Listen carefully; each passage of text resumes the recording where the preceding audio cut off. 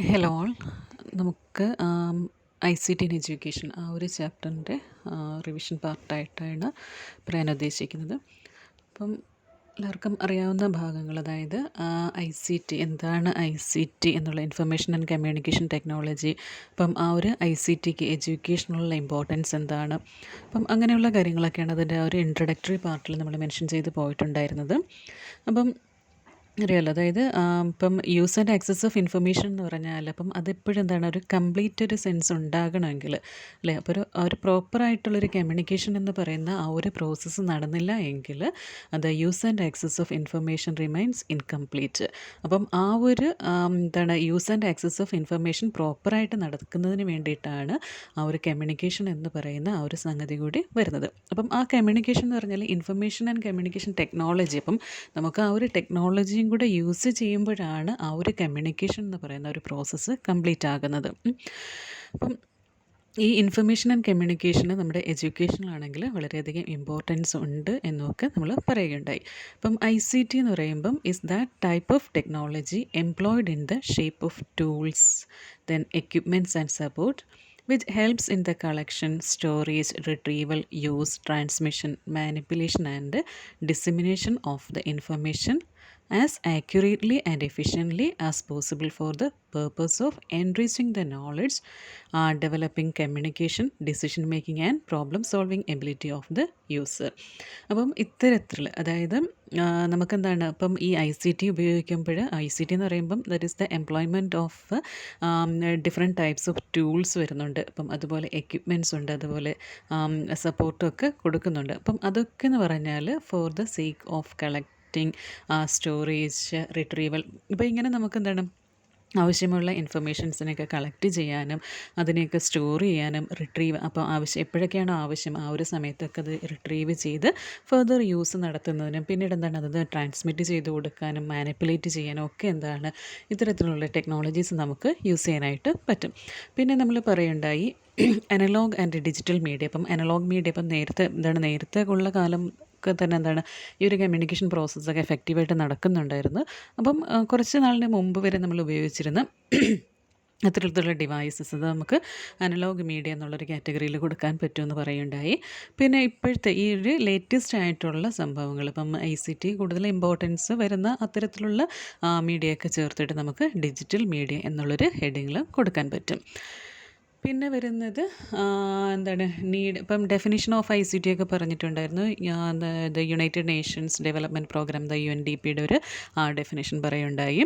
പിന്നീട് need and importance of ICT. അപ്പം എന്തിനു വേണ്ടിയിട്ടാണ് നമ്മൾ ഈ ഒരു എഡ്യൂക്കേഷനിൽ ഈ ICT ഉപയോഗിക്കുന്നത്. അപ്പം നമുക്ക് മെയിനായിട്ട് അവിടെ എന്താണ്, നമ്മുടെ ഓഡിയോ വിഷ്വൽ എയ്ഡ്സിൻ്റെ കാര്യമൊക്കെ അവിടെ മെൻഷൻ ചെയ്യാനായിട്ട് പറ്റും. അതുപോലെ എന്താണ്, ഈ ICT ഉപയോഗിക്കുന്നത് കൊണ്ട് എന്താണ്, for the better understanding of the subjects for the students അല്ലേ. അപ്പം കുട്ടികൾക്ക് എന്താണ്, ഒരുപാട് കാര്യങ്ങൾ അവർക്ക് നല്ല രീതിയിൽ മനസ്സിലാക്കാൻ വേണ്ടിയിട്ട് നമുക്ക് ഈ ഒരു ICT ഉപയോഗിക്കാൻ പറ്റുമെന്നും പറയുണ്ടായി. ഇനി അടുത്ത് നമ്മൾ നോക്കിയത് what are the scope of ICT in education. ഇപ്പം ICTക്ക് എന്താണ്, ICTയുടെ സ്കോപ്പ് എഡ്യൂക്കേഷൻ ഫീൽഡിൽ ICTയുടെ സ്കോപ്പ് പറയുമ്പോൾ മെയിനായിട്ട് നമ്മൾ കുറേ പോയിൻറ്റ്സ് പറയേണ്ടത്, അതായത് മാസ് എഡ്യൂക്കേഷൻ. ഇപ്പം മാസ് എഡ്യൂക്കേഷൻ എന്ന് പറയുമ്പം ഇപ്പം നമ്മുടെ ആ ഒരു ക്ലാസ് റൂമിൻ്റെ ആ ഒരു ലിമിറ്റേഷൻ ഒന്നുമില്ലാണ്ട് ഇപ്പം എത്ര ആൾക്കാർക്ക് വേണമെങ്കിലും ഏത് സമയം നമുക്ക് എന്താണ് ആക്സസ് ചെയ്യാൻ പറ്റുന്ന രീതിയിലുള്ള ഇൻഫർമേഷൻ പാസേജ് നടക്കുന്നുണ്ട് ഈ ICTയുടെ ICT വന്നതോടുകൂടി. പിന്നെ ഹിസ്റ്റോറിക്കൽ ഇൻഫർമേഷനാണ് അടുത്ത ഒരു കാര്യം പറയുന്നത്. അപ്പം ഹിസ്റ്റോറിക്കൽ ഇൻഫർമേഷൻ പണ്ട് നടന്നിരുന്ന കാര്യങ്ങളൊക്കെ എന്താണ്, അതിൻ്റെ ഓഡിയോ വീഡിയോ CD ഒക്കെ ഉണ്ടെങ്കിലും ഒക്കെ എന്താണ്, നമുക്ക് അത് ഇപ്പോഴും കാണാനായിട്ട് പറ്റും. അപ്പോൾ ആ ഒരു സിറ്റുവേഷൻ നമുക്ക് റിക്രിയേറ്റ് ചെയ്യേണ്ട കാര്യമൊന്നുമില്ല. അത് ആ പണ്ട് എങ്ങനെയായിരുന്നു ആ കാര്യങ്ങൾ വിത്ത് ഹെൽപ്പ് ഓഫ് ICT നമുക്ക് പഠിക്കാനായിട്ട് പറ്റുന്നുണ്ട്. അതുപോലെ കോസ്റ്റ്ലി ആൻഡ് ഹാസാർഡസ് ആയിട്ടുള്ള എക്സ്പെരിമെൻറ്റ്സ് കണ്ടക്ട് ചെയ്യാം വിത്ത് ഹെൽപ്പ് ഓഫ് ICT. പിന്നെ ഗെയിമിംഗ് ആൻഡ് സിമുലേഷൻ, പിന്നീട് എന്താണ്, ഡിസ്റ്റൻസ് എഡ്യൂക്കേഷനിൽ, പിന്നെ collection, storing and retrieval of information. അപ്പം അത്തരത്തിലുള്ള നമുക്കെന്താണ്, അതിലൊക്കെ വരുന്ന ഫോട്ടോഗ്രാഫ്സ് ആണെങ്കിലും അതുപോലെ പഴയ കാര്യങ്ങളെ കുറിച്ചുള്ള ആ ഒരു ഇൻഫർമേഷനൊക്കെ നമുക്ക് കിട്ടാൻ വേണ്ടിയിട്ട് ഈ ICT ഉപയോഗിക്കാം. അപ്പോൾ ഇലക്ട്രോണിക് ടെക്നോളജി ഉപയോഗിച്ചുകൊണ്ട് ഓഡിയോ അല്ലെങ്കിൽ വീഡിയോ ഫോമിലൊക്കെ ഇത്തരത്തിലുള്ള കാര്യങ്ങളൊക്കെ സ്റ്റോർ ചെയ്ത് എടുക്കാനായിട്ട് പറ്റുമായിരുന്നു. പിന്നെ ടെസ്റ്റിംഗ് പേർപ്പസിനാണെങ്കിൽ ഇപ്പം നമുക്ക് ആ ഒരു ടെസ്റ്റ്, ഇപ്പം പണ്ടൊക്കെ ചെയ്യുന്ന പോലെ ആ ഒരു പേപ്പർ പെൻസിൽ ടെസ്റ്റ് അങ്ങനെയുള്ള വലിയ കാര്യങ്ങളുടെ ആവശ്യം വരുന്നില്ല. അപ്പം അല്ലാണ്ട് തന്നെ ഈ കമ്പ്യൂട്ടർ ബേസ്ഡ് ആയിട്ടുള്ള ഡയഗ്നോസ്റ്റിക് ടെസ്റ്റും അങ്ങനെയുള്ള കാര്യങ്ങളൊക്കെ ചെയ്യാൻ വേണ്ടിയിട്ട് ICT ഉപയോഗിക്കാൻ പറ്റും. പിന്നെ റിസർച്ച് പർപ്പസിന് വേണ്ടിയിട്ട് ഒരുപാട് നമുക്ക് യൂസ് ചെയ്യാൻ പറ്റുന്നൊരു സംഗതിയാണ് ഇൻഫർമേഷൻ ആൻഡ് കമ്മ്യൂണിക്കേഷൻ ടെക്നോളജി. അപ്പോൾ അവിടെ വരുമ്പോഴേക്കും നമുക്ക് എന്താണ് ഒരുപാട് വെബ്സൈറ്റ്സുകൾ യൂസ് ചെയ്യാൻ പറ്റും. അതുപോലെ ഇൻഫ്ലിപ്നെറ്റ് ലൈബ്രറീസ്, ഓൺലൈൻ ലൈബ്രറീസ്, ഡിക്ഷണറി അങ്ങനെ പല കാര്യങ്ങളും ഉപയോഗിച്ച് നമുക്കെന്താണ് കൂടുതൽ ഇൻഫർമേഷൻസ് കളക്ട് ചെയ്യാനുള്ള അവസരം ഈ ICT തരുന്നുണ്ട്. പിന്നീട് വരുമ്പോൾ വെർച്വൽ ലബോറട്ടറി അല്ലേ, ഇപ്പോൾ നമുക്ക് എല്ലാ എക്സ്പെരിമെൻറ്റ്സും ഒന്നും ക്ലാസ്സിൽ കാണിച്ചു കൊടുക്കാൻ പറ്റില്ലായിരുന്നു. അപ്പോൾ അത്തരത്തിലുള്ള എക്സ്പെരിമെൻറ്റ്സൊക്കെ നമുക്ക് ത്രൂ വെർച്വൽ ലബോറട്ടറി വഴി കുട്ടികൾക്ക് എക്സ്പ്ലെയിൻ ചെയ്ത് കൊടുക്കാനും പറ്റും. അപ്പോൾ ഇതൊക്കെയാണ് ആ ഒരു ICTയുടെ സ്കോപ്പിൻ്റെ കൂട്ടത്തിൽ പറയുന്നത്. ഇനി അടുത്ത് വരുന്നത് trends and advancements in WWW ആണ്.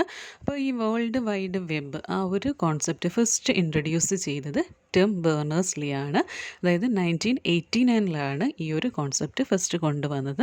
അപ്പം ഈ എന്താണ് with a web browser one can view web pages that may contain text, image, videos and other multimedia and navigate between them വയ ഹൈപ്പർ ലിങ്ക്സ്. അപ്പോൾ അത് ആ ഒരു വെബ്സൈറ്റ് ഉണ്ടെങ്കിൽ പല വെബ്സൈറ്റ്സുകൾ അവൈലബിൾ ആണ്. അപ്പം അതിൽ നമുക്ക് ഇപ്പം ടിം ബേർണേഴ്സ്-ലീ ആണ് ആ ഒരു WWW എന്ന് പറയുന്ന ആ ഒരു സംഗതി ഇൻട്രൊഡ്യൂസ് ചെയ്തതെന്നുള്ളൊരു ഇമ്പോർട്ടൻറ്റ് പോയിൻ്റ് ഉണ്ട്. പിന്നീട് നമുക്ക് 4 ടൈപ്സ് ഓഫ് വെബാണ് പറയുന്നത്. Web 1.0, 2.0, 3.0 and 4.0 പറയുണ്ടായി. അതിൽ വെബ് 1.0 എന്ന് പറയുന്നത് ഫസ്റ്റ് ഡിഫൈൻ ചെയ്ത ആളാണ് ഡെയിൽ ഡൊഗർട്ടി ഇൻ 2004 ആണ്. അപ്പം web 1.0 was introduced by Tim Berners Lee തന്നെയാണ്.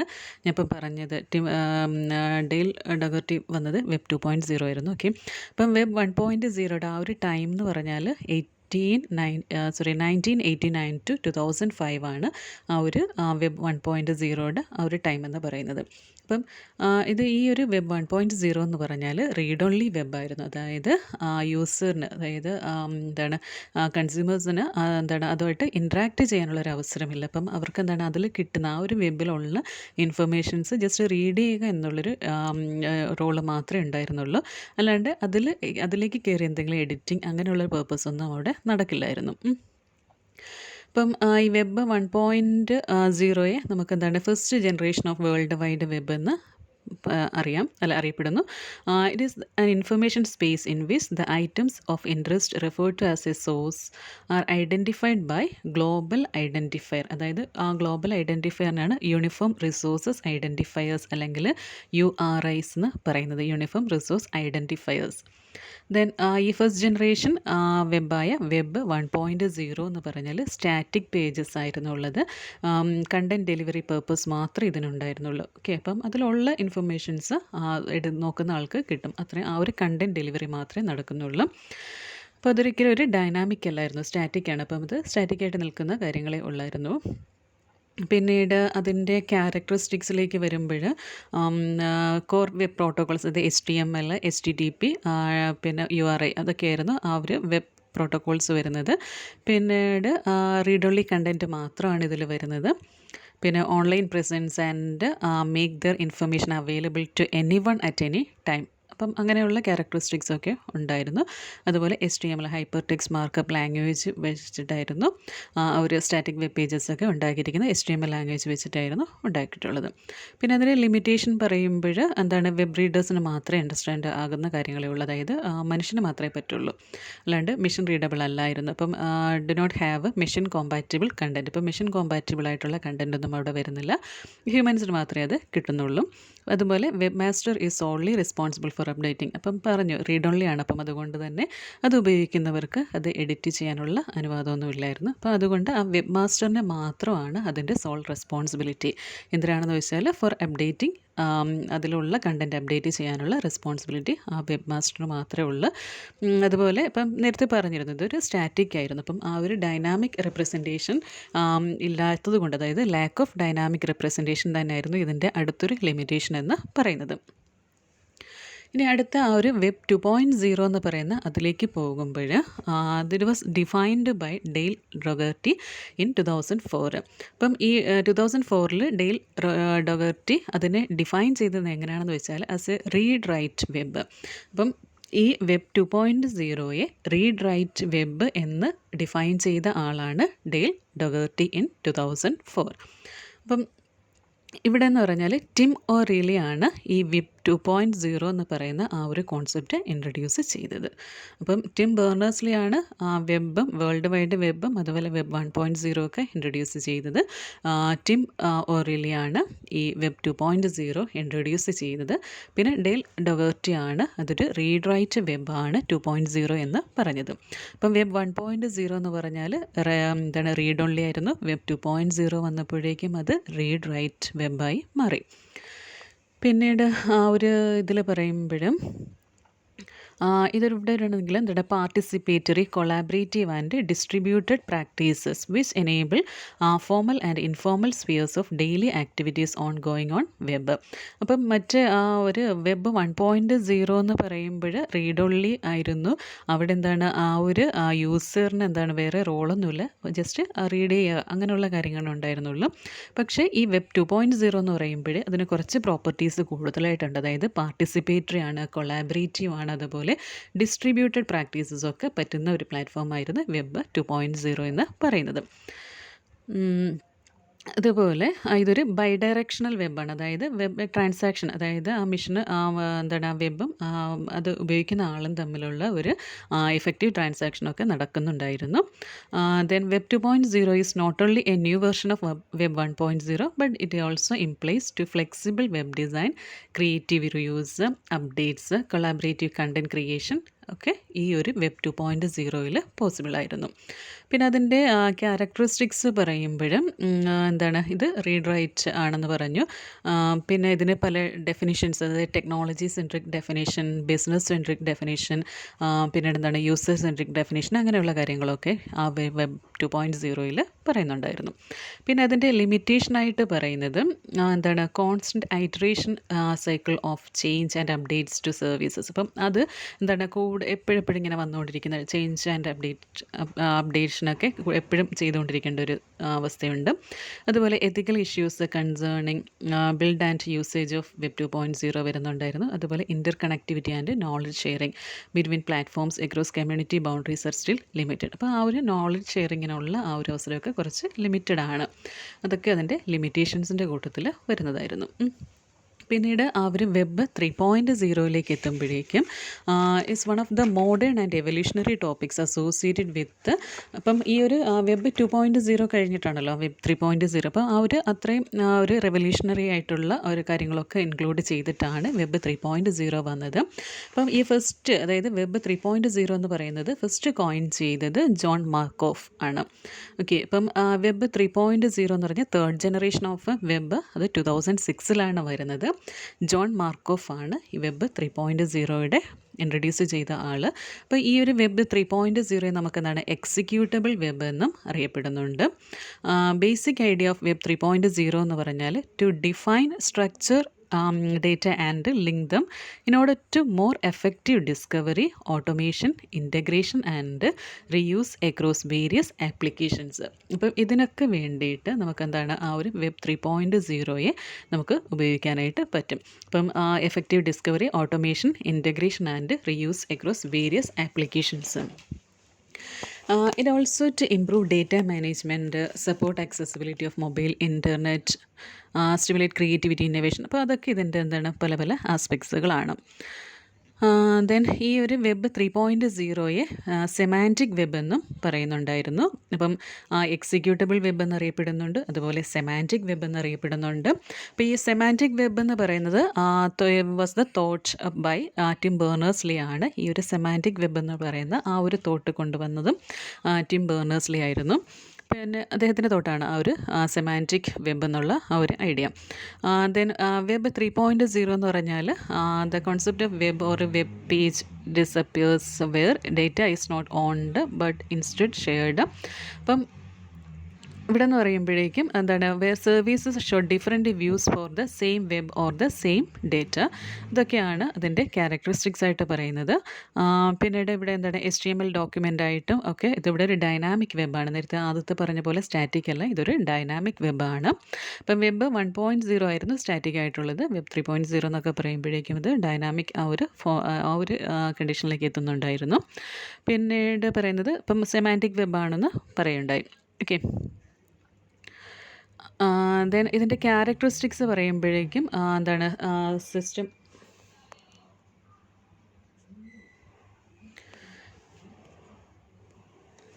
ഓക്കെ.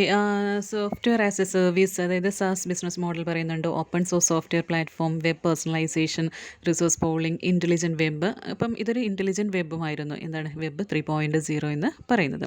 പിന്നെ അതിൻ്റെ ചാലഞ്ചസ്, സെമാൻറ്റിക് വെബിന് കുറച്ച് ചാലഞ്ചസ് ഒക്കെ ഉണ്ടായിരുന്നു. അത് വാസ്റ്റ്നെസ് ഉണ്ട്, വേഗ്നെസ് ഉണ്ട്, ഇൻകൺസിസ്റ്റൻസി, ദെൻ ഡിസീറ്റ്. ഇപ്പം ഡിസീറ്റ് എന്ന് പറയുമ്പോഴെന്തായിരുന്നു, when the producer of the information is intentionally misleading the consumer of the information. അപ്പം അങ്ങനെ ആ ഒരു ഡിസീറ്റ് എന്ന് പറയുന്ന ഒരു ആസ്പെക്റ്റ് കൂടി ഈ ഒരു സെമാൻറ്റിക് വെബിൽ വരുന്നുണ്ടായിരുന്നു. അതൊക്കെ അതിൻ്റെ എന്താണ് ലിമിറ്റേഷൻസിൻ്റെ കൂട്ടത്തിൽ വരുന്ന കാര്യങ്ങൾ അല്ലെങ്കിൽ ചാലഞ്ചസ് ആയിരുന്നു. പിന്നെ ഇത് ജസ്റ്റ് ഒന്ന് കമ്പയർ ചെയ്യുകയാണെങ്കിൽ വെബ് 1.0, 2.0, 3.0 കൂടെ ഒരു കമ്പാരിസൺ വയ്ക്കുകയാണെങ്കിൽ വെബ് 1.0 എന്ന് പറഞ്ഞാൽ റീഡ് ഓൺലി വെബ് ആയിരുന്നു. അപ്പം അത് എന്താണ്, that targets on content creativity of producer. അപ്പോൾ ആ പ്രൊഡ്യൂസറിൻ്റെ കണ്ടൻറ് ക്രിയേറ്റിവിറ്റിക്കാണ് അവിടെ ഇമ്പോർട്ടൻസ് കൊടുക്കുന്നത്. കാരണം അത് കൺസ്യൂം ചെയ്യുന്ന ആൾക്കാർക്ക് അത് എഡിറ്റ് ചെയ്യാനുള്ള അവസരമൊന്നും ഉണ്ടായിരുന്നില്ല. വെബ് 2.0 എന്ന് പറഞ്ഞാൽ targets on content creativity of user and producers. അപ്പം ഇവിടെ 2.0 എന്ന് പറയുമ്പോഴത്തേക്ക് അവിടെ എന്താണ്, ആ ഒരു ഇൻറ്ററാക്ഷൻ അവിടെ നടക്കുമായിരുന്നു. അപ്പം എന്താ റീഡ് റൈറ്റ് ആണ്. അതുകൊണ്ട് തന്നെ ഈ രണ്ട് പേരുടെയും ക്രിയേറ്റിവിറ്റിക്ക് അവിടെ ഇമ്പോർട്ടൻസ് വരുന്നുണ്ട്. വെബ് 3.0 എന്ന് പറഞ്ഞാൽ targets on linked data sets. അപ്പോൾ ഈ വെബ് 2.0യുടെ ആപ്ലിക്കേഷൻസ് ആണ് നമ്മൾ ഓൾമോസ്റ്റ് എല്ലാ അവസരങ്ങളും ഉപയോഗിക്കുന്നത് ആ വെബ് 2.0യുടെ സംഭവങ്ങളാണ്. പിന്നെ വെബ് 4.0 എത്തുമ്പോഴേക്കും അതെന്താണ്, അൾട്രാ ഇൻ്റലിജൻറ്റ് ഇലക്ട്രോണിക് ഏജൻ്റ് ആണ്. അപ്പം അൾട്രാ ഇൻ്റലിജൻറ്റ് ഇലക്ട്രോണിക് ഏജൻറ്റ് ആയതുകൊണ്ട് അതൊരു സിംബയോട്ടിക് വെബ് അല്ലെങ്കിൽ ഉബിക്വിറ്റസ് വെബ് എന്ന് പറയും. ഇപ്പം സിംബയോട്ടിക് എന്ന് പറയാൻ കാരണം എന്ന് പറഞ്ഞാൽ ഹ്യൂമൻ ആൻഡ് മെഷീൻ സിംബയോസിസ് ഉണ്ടായതുകൊണ്ടാണ് അത് സിംബയോട്ടിക് വെബാണെന്ന് പറയുന്നത്. അപ്പം ഒരു വെബ് 4.0 എന്ന് പറഞ്ഞാൽ powerful as that of human brain ആണ്. അപ്പം അതുകൊണ്ടാണ് ഇത് അൾട്രാ ഇൻ്റലിജൻറ്റ് ഇലക്ട്രോണിക് ഏജൻ്റ് ആണെന്ന് പറയുന്നത്.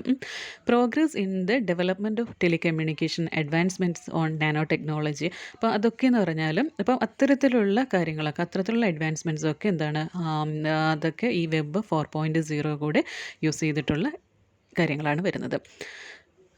ദെൻ ഇപ്പം ഇവിടുത്തെ ഒരു മെയിൻ ആസ്പെക്റ്റ് എന്ന് പറഞ്ഞാൽ machines would be clever on reading the content of the web and react in the form of executing and deciding what to execute first to load the website fast with the superior quality and performance. ഇപ്പോൾ ഇവിടെ ആ ഒരു machine interface കൂടെ വരുന്നത് കൊണ്ട് തന്നെ അവിടെ ആ ഒരു ഇൻ്റലിജൻറ്റ് വേർഷൻ കൂടുതലാണ്. അപ്പോൾ അതുകൊണ്ട് തന്നെ ഇപ്പോൾ ഒരു സംഭവം കിട്ടിയാൽ അത് ഏതാണ് ഫസ്റ്റ് എക്സിക്യൂട്ട് ചെയ്യേണ്ടത്, എങ്ങനെ ചെയ്യണം എന്നുള്ളതൊക്കെ ഫാസ്റ്റായിട്ട് ചെയ്യാൻ വേണ്ടിയിട്ട് ഈ വെബ് 4.0യ്ക്ക് കഴിയും. ഇപ്പം വെബ് 4.0 എന്ന് പറഞ്ഞാൽ will be read write concurrency വെബാണ്. Then it ensures global transparency, governance, then distribution, participation, collaboration, അങ്ങനെയുള്ള കാര്യങ്ങളൊക്കെ പോസിബിളാണ് ഈ വെബ് 4.0 വഴി. ഓക്കെ, അത് കഴിഞ്ഞാൽ വരുന്നത് changing Rolls of teachers in the digital era. അപ്പം ഡിജിറ്റൽ എറ എത്തും. അപ്പോൾ അതിൽ എന്താണ് റോൾസ് ഓഫ് ടീച്ചേഴ്സ്, അപ്പം ടീച്ചേഴ്സിൻ്റെ റോൾസ് എങ്ങനെയാണ് വരുന്നത് എന്നുള്ള കാര്യങ്ങളൊക്കെ അല്ലേ. അപ്പം നമുക്കറിയാം ആ ഒരു ഡിജിറ്റൽ എറ ആയതുകൊണ്ട് തന്നെ പണ്ടത്തെ ആ ഒരു റോളല്ല ടീച്ചറിന് വരുന്നത്. അപ്പം ടീച്ചേഴ്സ് എന്ന് പറയുമ്പോൾ obviously they must be well prepared with the information and communication technologies. അപ്പം അത് എങ്ങനെ യൂസ് ചെയ്യണം, എവിടെ യൂസ് ചെയ്യണം, അങ്ങനെയുള്ള കാര്യങ്ങളെക്കുറിച്ചൊരു ധാരണ ടീച്ചേഴ്സിനെ സംബന്ധിച്ചിടത്തോളം ഏറ്റവും കൂടുതൽ വേണ്ട ഒരു കാലഘട്ടം തന്നെയാണ് ഈ ഒരു ഡിജിറ്റൽ എറ എന്ന് പറയുന്നത്. Okay, the teacher's daily plan is often full of countless challenges and the time constraints are very tight. അപ്പം അതുകൊണ്ട് തന്നെ എന്താണ്, they have to use their creativity. ഇപ്പം ആ ഒരു പ്രോബ്ലംസൊക്കെ സോൾവ് ചെയ്യണമെങ്കിൽ, അതായത് ന്യൂ നോളജ്, ന്യൂ മെത്തേഡ്സൊക്കെ അഡോപ്റ്റ് ചെയ്യാനും അതിനെയൊക്കെ കണ്ടുപിടിക്കാനും ഒക്കെ എന്താണ് ടീച്ചേഴ്സിന് ഒരുപാട് അവരുടെ ക്രിയേറ്റിവിറ്റിയൊക്കെ യൂസ് ചെയ്യേണ്ടതായിട്ട് വരുന്നുണ്ട്. അപ്പം ഈ ഒരു ICTയുടെ ഇൻട്രൊഡക്ഷനോട് കൂടി the role of teachers has transferred to a more broad and diverse definition to meet the needs of learning communities.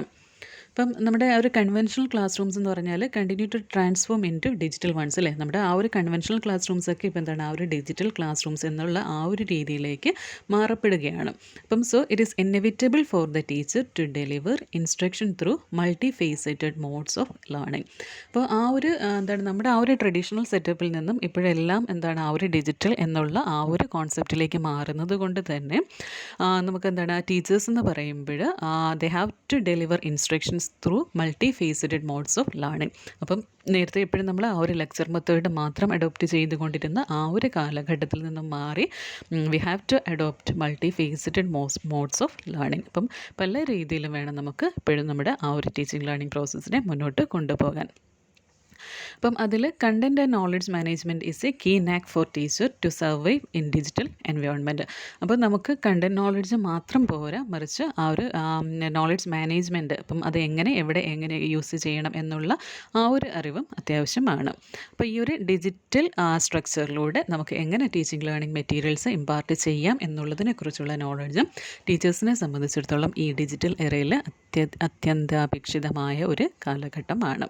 അപ്പം ഡിസ്റ്റൻസ് എഡ്യൂക്കേഷൻ ആണെങ്കിലും അവിടെയൊക്കെ എന്താണ് നമുക്ക് ആ ഒരു ഡിജിറ്റൽ മീഡിയ ഉപയോഗിച്ച് തന്നെയാണ് എഡ്യൂക്കേഷൻ പ്രോസസ്സ് നടക്കുന്നത്. Okay, then changing teacher competencies in digital era. അപ്പം ആ ഒരു എന്താണ് ഡിജിറ്റൽ എറയിൽ ടീച്ചേഴ്സിൻ്റെ ആ ഒരു കോമ്പീറ്റൻസീസ് വരുമ്പോൾ the competencies consist of computer related skills. അപ്പം ടീച്ചിങ് കോമ്പീറ്റൻസീസ് ആ ഒരു especially for the digital era teachers they must have competencies for അതായത് കമ്പ്യൂട്ടർ റിലേറ്റഡ് സ്കിൽസ് ഉണ്ടായിരിക്കണം. അപ്പോൾ അതിനെ നമുക്ക് 4 ജനറൽ ഡൊമൈൻസിൽ കൊടുക്കാൻ പറ്റും. അതായത് ബേസിക് ടെക്നോളജി ഓപ്പറേഷൻ അല്ലേ. ഇപ്പോൾ നമുക്ക് ആ ഒരു ടെക്നോളജി ഓപ്പറേഷനെ കുറിച്ച് ആ ഒരു ബേസിക് ആയിട്ടുള്ള ആ ഒരു അവയർനെസ് ഉണ്ടായിരിക്കണം. അതുപോലെ personal and professional use of technology tools. അപ്പം നമുക്ക് ആ ഒരു എന്താണ് ടെക്നോളജി ടൂൾസിനെ എങ്ങനെയൊക്കെ യൂസ് ചെയ്യാം എന്നുള്ളൊരു അവയർനെസ്, അതുപോലെ social ethical and human issues. അപ്പം ടെക്നോളജി യൂസേജിൽ വരുന്ന ഇഷ്യൂസ് എന്തൊക്കെയാണെന്നുള്ളതിനെക്കുറിച്ചുള്ള അവയർനെസ് ഉണ്ടായിരിക്കാം. Then application of technology in instruction. അപ്പം നമ്മുടെ ആ ഒരു ഇൻസ്ട്രക്ഷൻ പ്രോസസ്സിന് വേണ്ടിയിട്ട് എങ്ങനെ ടെക്നോളജി എഫക്റ്റീവായിട്ട് അപ്ലൈ ചെയ്യാം എന്നുള്ള കാര്യങ്ങളൊക്കെ ആ ഒരു ടീച്ചിങ് കോമ്പീറ്റൻസീസിൽ വരും. അപ്പം കമ്പ്യൂട്ടർ റിലേറ്റഡ് സ്കിൽസിൻ്റെ ഉള്ള ആ ഒരു കോമ്പീറ്റൻസിയാണ് ഇക്കാര്യങ്ങളൊക്കെ വരുന്നത്.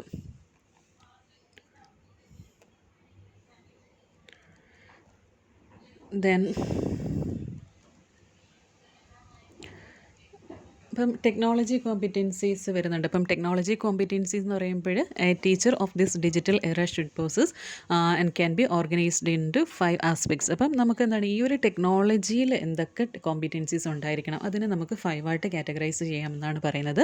ഫസ്റ്റ് എന്ന് പറഞ്ഞാൽ പ്രൊഡക്ടിവിറ്റിയാണ്. പ്രൊഡക്ടിവിറ്റി എന്ന് പറയുമ്പോഴേക്കും നമുക്കെന്താണ് ആ ലേണിംഗ് ഡോക്യുമെൻറ്റ്സ്, അപ്പം ആ ലേണിംഗ് ഡോക്യുമെൻറ്റ്സിനെ പ്രൊഡ്യൂസ് ചെയ്യുകയും അതിനെയൊക്കെ മാനേജ് ചെയ്യാനുള്ള അതിനെക്കുറിച്ചുള്ളൊരു അവയർനെസ് അല്ലെങ്കിൽ ആ ഒരു കോമ്പീറ്റൻസി ടീച്ചേഴ്സിനെ സംബന്ധിച്ചിടത്തോളം ഉണ്ടായിരിക്കണം. അപ്പോൾ ഇതൊക്കെ എന്ന് പറഞ്ഞാൽ essential teaching competencies required for the teachers of this digital era ആണ്.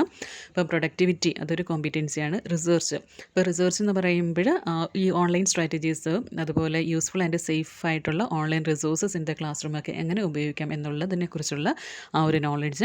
ദെൻ കമ്മ്യൂണിക്കേറ്റിംഗ്, അപ്പം ഡിജിറ്റൽ ടൂൾസ് വഴിയുള്ള കമ്മ്യൂണിക്കേഷൻ, ഇപ്പോൾ ഇമെയിൽ ആണെങ്കിലും ജസ്റ്റ് ഇൻസ്റ്റൻറ്റ് മെസ്സേജിങ് ആണെങ്കിലും ബ്ലോഗ്സ് ആണെങ്കിലും ബുക്ക് മാർക്കിംഗ് അല്ലെങ്കിൽ ഓൺലൈൻ പബ്ലിഷേഴ്സ് വെച്ചിട്ടോ ഒക്കെ നമുക്ക് എന്താണ് പ്രോപ്പറായിട്ട് കമ്മ്യൂണിക്കേറ്റ് ചെയ്യുന്നതിനെക്കുറിച്ചുള്ള awareness. Then about the media, ഇപ്പം മീഡിയ എന്ന് പറയുമ്പോൾ ഡിജിറ്റൽ മീഡിയയെക്കുറിച്ചുള്ള ആ ഒരു നോളജ് ഉണ്ടായിരിക്കണം. ദെൻ അബൌട്ട് ദ പ്രസൻറ്റേഷൻ, അപ്പം ഇതൊക്കെ നമ്മൾ ഉപയോഗിച്ചാൽ മാത്രം പോരെ, ഇതിനൊക്കെ പ്രോപ്പറായിട്ട് എങ്ങനെ പ്രസൻറ്റ് ചെയ്യാം എന്നുള്ളതിനെക്കുറിച്ചുള്ള അവയർനെസ്സും ടീച്ചറിനെ സംബന്ധിച്ചിടത്തോളം ഉണ്ടായിരിക്കണം. അപ്പോൾ ഇത്തരത്തിലുള്ള കാര്യങ്ങളൊക്കെ എന്താണ് ആ ടീച്ചിങ് കോമ്പീറ്റൻസീസിൽ വരുന്ന കാര്യങ്ങളാണ്. അതായത് ടെക്നോളജി കോമ്പീറ്റൻസിയിലാണ് ഇതൊക്കെ ഇൻക്ലൂഡഡ് ആയിട്ട് വരുന്നത്. Okay, then we can move on to enriching classroom practices through web technologies. അപ്പോൾ നമുക്ക് വെബ് ടെക്നോളജീസ് ഉപയോഗിച്ച് എങ്ങനെ നമ്മുടെ ക്ലാസ് റൂം പ്രാക്ടീസസിനെ ഇമ്പ്രൂവ് ചെയ്യാം എന്നുള്ളതാണ്. അപ്പം ഈ ഒരു ഏരിയയിലാണ് നമുക്ക് computer assisted instruction, then computer managed instruction, പിന്നെ കമ്പ്യൂട്ടർ മീഡിയേറ്റഡ് കമ്മ്യൂണിക്കേഷൻ എന്നുള്ള കാര്യങ്ങളൊക്കെ വരുന്നത്. അപ്പോൾ അതിൽ ഫസ്റ്റ് വൺ എന്ന് പറഞ്ഞാൽ കമ്പ്യൂട്ടർ അസിസ്റ്റഡ് ഇൻസ്ട്രക്ഷൻ, അതായത് CAI ആണ്. അപ്പം കമ്പ്യൂട്ടർ അസിസ്റ്റഡ് ഇൻസ്ട്രക്ഷൻ എന്ന് പറയുമ്പോൾ നമ്മൾ എന്താണ്, with the help of the കമ്പ്യൂട്ടറാണ് ഇവിടെ കാര്യങ്ങളൊക്കെ മുന്നോട്ട് പോകുന്നത്. അപ്പോൾ ഇവിടെ ഒരു കാര്യം ഓർക്കാനുള്ളതെന്ന് പറഞ്ഞാൽ, ഈ കമ്പ്യൂട്ടർ അസിസ്റ്റഡ് ഇൻസ്ട്രക്ഷൻ എന്ന് പറയുമ്പോൾ ഒരു സെൽഫ് ലേണിംഗ് ടെക്നിക്കാണ്. അപ്പോൾ അതായത് ഓൺലൈൻ അല്ലെങ്കിൽ ഓഫ്ലൈൻ മോഡിലൂടെ നമുക്ക് എന്താണ്, കുട്ടികൾക്ക് തന്നെ പഠിച്ചെടുക്കാൻ പറ്റുന്ന കാര്യങ്ങളാണ്. അപ്പം അവിടെ interaction of students with programmed instructional materials ആണ് അവിടെ മെയിനായിട്ട് വരുന്നത്. അപ്പം പ്രോഗ്രാംഡ് ഇൻസ്ട്രക്ഷണൽ മെറ്റീരിയൽസ് എന്ന് പറയുന്ന ആ ഒരു കോൺസെപ്റ്റ് ഫസ്റ്റ് കൊണ്ടുവന്നത്, അതായത് ഈ പ്രോഗ്രാംഡ് ഇൻസ്ട്രക്ഷൻ നമുക്ക് 2 പാർട്ട്, അതായത് 2 മെത്തേഡ്സ് വഴിയാണ് ഈ ഒരു പ്രോഗ്രാംഡ് ഇൻസ്ട്രക്ഷൻ നമുക്ക് ഇമ്പാർട്ട് ചെയ്യാൻ പറ്റുന്നത്. അതിൽ ഫസ്റ്റ് മെത്തേഡ് ഇൻട്രൊഡ്യൂസ് ചെയ്തത് നോർമൻ ക്രൗഡറാണ്. ഓക്കെ, നോർമൻ ക്രൗഡറാണ് ഫസ്റ്റ് പാർട്ട് ഇൻട്രൊഡ്യൂസ് ചെയ്തത്.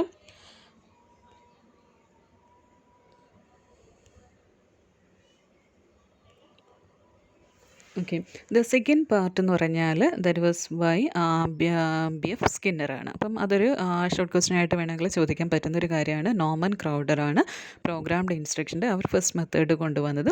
സെക്കൻഡ് മെത്തേഡ് എന്ന് പറഞ്ഞാൽ that was done by BF Skinner.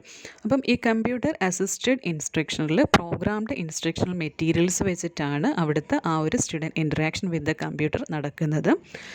അപ്പം Norman Crowder and BF Skinner. അപ്പം ഇവിടെയാണെങ്കിൽ computer is use to present the instructional material and monitor the learning task that takes place. അപ്പം ഇവിടെ എന്താ, computer വഴി അവർക്ക് ആ ഒരു പ്രോഗ്രാംഡ് ലേണിംഗ് മെറ്റീരിയൽ കൊടുത്ത് അതിൽ അവർ എത്രത്തോളം മുന്നോട്ട് പോകുന്നു എന്നുള്ള കാര്യങ്ങളൊക്കെ മോണിറ്റർ ചെയ്യുന്നത് കമ്പ്യൂട്ടറാണ്. അപ്പോൾ computer assisted instruction uses A combination of text, graphics, sound, video അതൊക്കെ ഉപയോഗിക്കും. അതൊക്കെ എന്തിനാണെന്ന് വെച്ചാൽ അവരുടെ ആ ഒരു ലേണിംഗ് പ്രോസസ്സിനെ എൻഹാൻസ് ചെയ്യാൻ ആവശ്യമായിട്ടുള്ള ഗ്രാഫിക്സും ടെക്സ്റ്റും സൗണ്ടും വീഡിയോ ഒക്കെ ഉപയോഗിച്ചിട്ടാണ് ഈ ഒരു കമ്പ്യൂട്ടർ അസിസ്റ്റഡ് ഇൻസ്ട്രക്ഷൻ നടക്കുന്നത്. അതുപോലെ ഈ computer assisted instruction uses tutorials, drill and practice, simulations and problem solving approaches. അപ്പോൾ ഇതൊക്കെ ഉപയോഗിച്ചിട്ടാണ് ഈ കമ്പ്യൂട്ടർ അസിസ്റ്റഡ് ഇൻസ്ട്രക്ഷൻ നടക്കുന്നത്. അപ്പോൾ എന്താ ചെയ്യുക, ഇവിടെ സെൽഫ് ലേണിംഗ് ആയിട്ടുള്ള ഒരു സെൽഫ് ലേണിംഗ് ടെക്നിക്കാണ് കമ്പ്യൂട്ടർ അസിസ്റ്റഡ് ഇൻസ്ട്രക്ഷൻ എന്ന് പറയുന്നത്.